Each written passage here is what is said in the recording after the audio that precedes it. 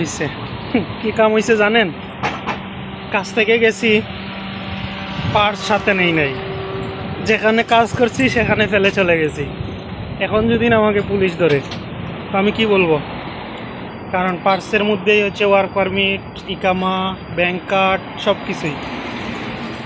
তো এখন যাচ্ছি দোকানে, আবার পার্সটা নিয়ে আসতে হবে। চাইলে নাও যেতে পারতাম, কারণ আর কখনো বের হওয়া লাগবে না। কালকে সকালে ডিউটিতে গেলে তো পাবো, কারণ ওই রুমের চাবি হচ্ছে আমার কাছেই আছে, অন্য কেউ পাবে না, এই রুমে ঢুকতেও পারবে না।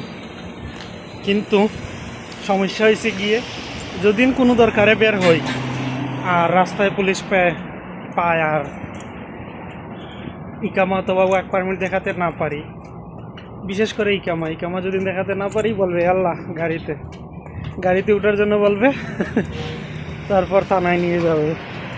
তারপরে যদি কপিল যায় সারিয়ে আনতে, হয়তো ছেড়ে দিবে, না হয় বাংলাদেশের ফ্লাইটে তুলে দিবে।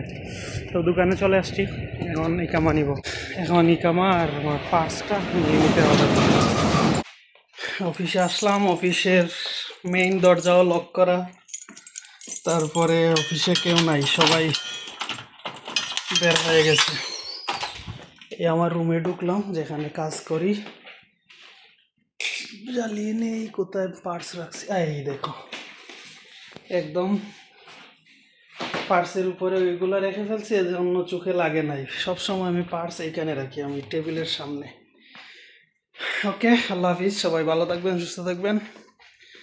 আর ভালো লাগলে লাইক শেয়ার করতে ভুলবেন না, আর সাবস্ক্রাইব করে পাশে থাকবেন। লাইট অফ করে নেই।